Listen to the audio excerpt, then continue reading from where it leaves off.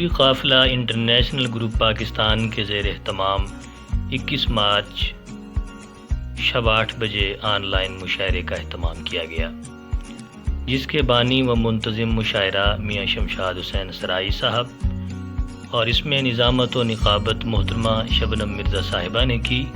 اس مشاعرے کی صدارت محترم امین اوڈیرائی صاحب نے کی اور اس مشاعرے کے مہمان اعزاز محترم فیصل ملک صاحب تھے اور مہمان خصوصی محترمہ شہینہ کشور صاحبہ اور مہمان محتشم مہوش شہزادی صاحبہ تھی۔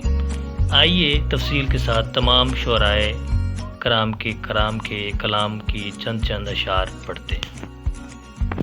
سب سے پہلے مزایا نظم پیش کی محترم اقبال حسین دانش نے۔ لکھتے ہیں، قصے سرور و مستی کے بنتے ہیں بہاروں میں، علاج آلام کے ڈھونڈتے ہیں ہمیشہ نظاروں میں۔ اس کے بعد کلام پیش کیا گیا مہمان خصوصی شاہینہ کشور صاحبہ کا۔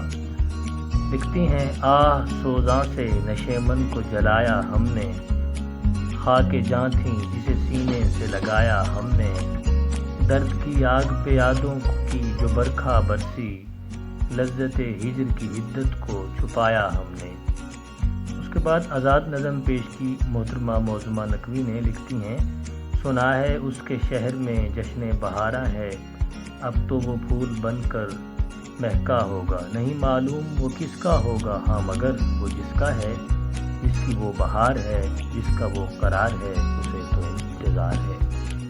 اس کے بعد کلام پیش کیا سعید احمد راضی صاحب نے۔ لکھتے ہیں، عشق کو شرک گوارا تو نہیں ہو سکتا، ماہرو آپ سے پیارا تو نہیں ہو سکتا، جس جگہ عشق نہ ہو جذبہ ایثار نہ ہو، اس جگہ میرا گزارا تو نہیں ہو سکتا۔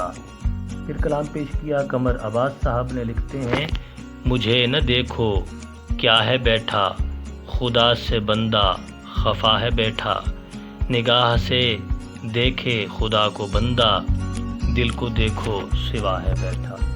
کلام پیش کیا محترم عامر نذیر بلوچ نے۔ لکھتے ہیں، شب غم میں میرے خواب میں آنے والا، تیرا ہوں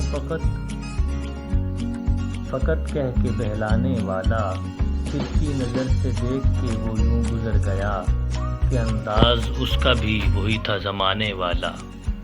اس کے بعد کلام پیش کیا کاظم رتن نے۔ لکھتے ہیں، یہ تمنا ہے کہ اب تجھ کو بھلا دیا جائے، دل کے آنگن سے تیرا